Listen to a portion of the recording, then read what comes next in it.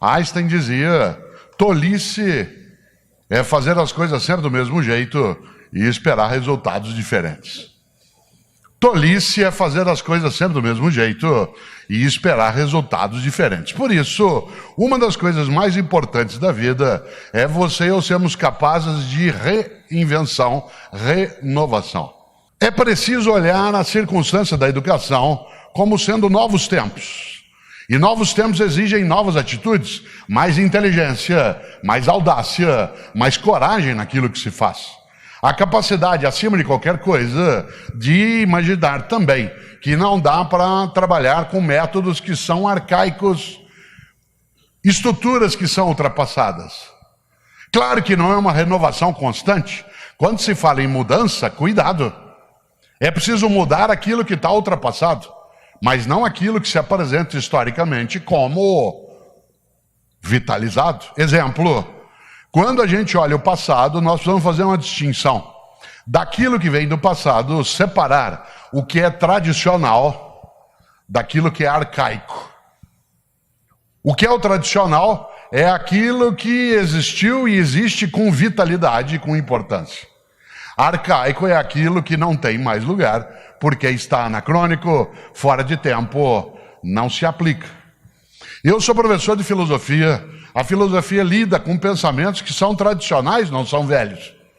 Platão, Aristóteles, Heráclito, Parmênides. Ou, no campo da educação, o pensamento de Piaget, de Maria Montessori, de Anísio Teixeira, de Fernando de Azevedo, de Florestan Fernandes, de Paulo Freire, de Darcy Ribeiro. São pensamentos que são tradicionais, não são arcaicos. Eles têm o seu lugar. Nesse sentido, cautela. Não confunda antigo com velho. Quando se fala hoje em mudança, cautela com o mudancismo. Isto é, com a necessidade de ficar mudando todas as coisas o tempo todo. Uma das maiores dificuldades que nós temos no Brasil é o fato de que a educação escolar não é um projeto de nação. Ainda é projeto de governo. Isso é uma coisa que nos prejudica imensamente. Porque quando você elege, escolhe e defende a educação como projeto nacional e não como projeto de um governo específico, quem vai se eleger se compromete com o projeto de nação. A educação não pode ficar submetida à oscilação que a democracia produz, mas que tem um efeito colateral, que é a alteração sequencial de políticas. Aqui as pessoas acabaram de assumir. Há coisas no teu mandato que você quererá manter e precisa fazê-lo, porque elas se provaram historicamente corretas. E outras você as vai substituir. Olhando a tua trajetória, por exemplo, na sequência de governos isso é importante. Não é que você vai e porque é um novo governo, tudo muda. Porque isso não é superar. Superar, inclusive em filosofia, significa levar adiante. Significa ultrapassar. Não significa resolver. A palavra resolução, a palavra solução é uma palavra que vem da química, em que você dissolve e conclui. A palavra superar significa levar adiante. Educação escolar pública, ela é uma corrida de bastão. Um governo carrega até determinado tempo, se tem compromisso sério e não compromisso cínico com a área de educação. Leva até determinado ponto que chega, pega e vai adiante naquilo que é correto. Por isso, cautela. Quando se fala em inovar, lembre-se que inovação não é só a criação do inédito. Inovar também é dar vitalidade ao antigo. Inovar também é dar vitalidade ao antigo. Você, a hora que for almoçar hoje, você não vai procurar o restaurante, porque está escrito na parede, aqui temos os melhores fornos micro-ondas de Atibaia. Mas se tiver escrito que tem fogão a lenha, você quer ir. O fogão a lenha é uma inovação, é uma vitalidade. Aquilo que algumas metodologias hoje trazem dentro da educação escolar, que retomam coisas que Maria Montessori propôs, Vygotsky, que Paulo Freire debateu, né, que John Dewey trouxe à tona, ele que tanto inspirou Paulo Freire. Isso é inovação. Cuidado com a ideia de inovar como substituição. Inovação é vitalização daquilo que está ultrapassado para que ele ganhe outra dimensão. E, claro, não é o descartar daquilo que se provou importante. Cuidado em educação escolar para não confundir velho com antigo. Uma aula expositiva, quando bem dada, ela é antiga, não é velha? A relação de formação de valores na escola pública era uma atenção antiga, não é velha? As ideias de John Dewey, as ideias de Comênios, as ideias de Platão, elas são antigas, não são velhas. Por isso, grandes homens e mulheres na nossa área em educação não são descartáveis, eles são inováveis. E aí volto ao ponto, inovar não é só criar. O inédito é fazer com que o antigo, né, Alessio, venha à tona também. Qual é a inspiração da Undime? E que você aqui trouxe à tona a capacidade de articular, de ser uma entidade que é política, mas não é partidária.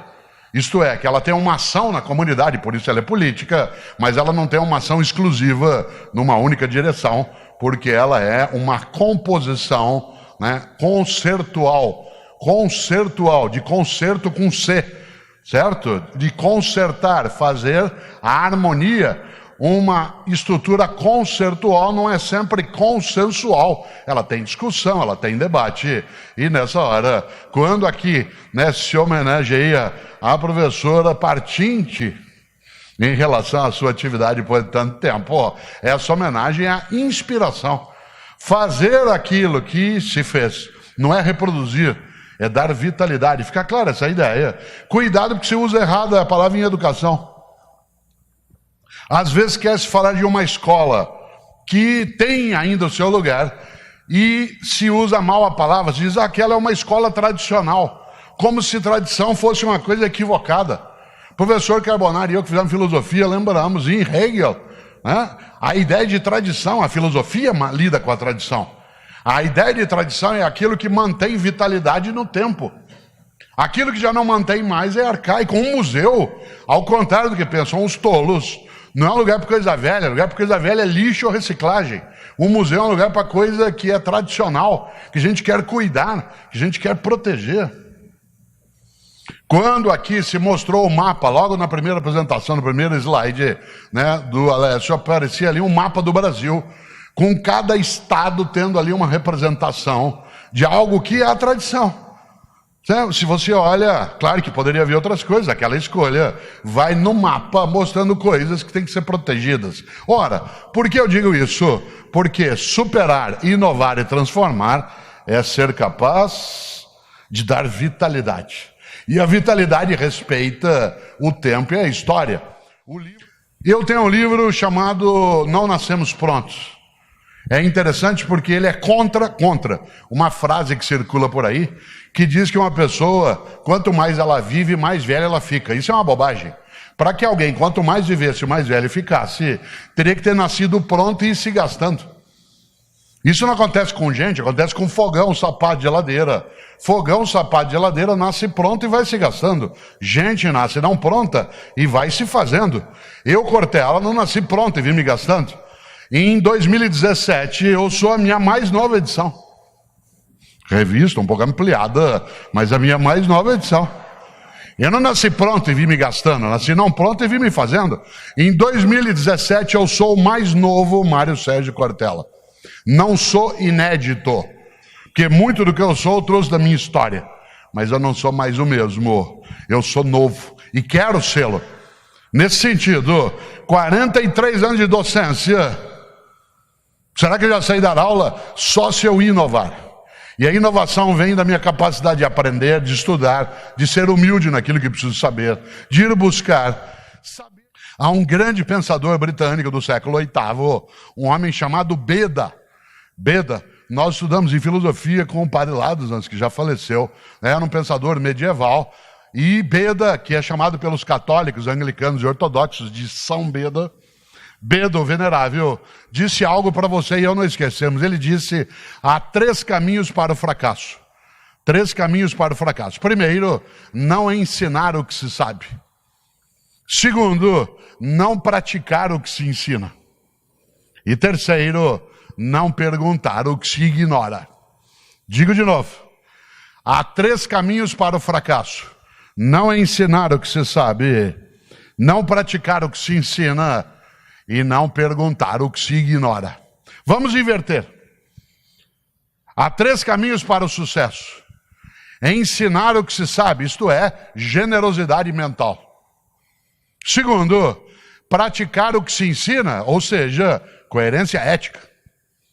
Terceiro, perguntar o que ignora, isto é, humildade intelectual. Essas são 3 trilhas virtuosas. 3 trilhas virtuosas para superar, inovar e transformar.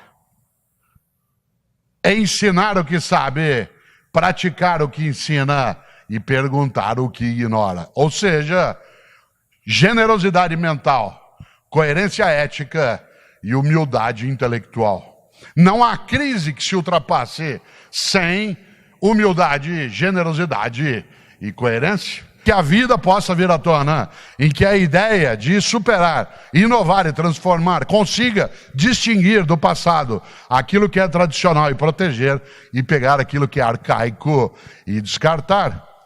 Educação, escola e docência, novos tempos, novas atitudes. Voltamos ao Einstein.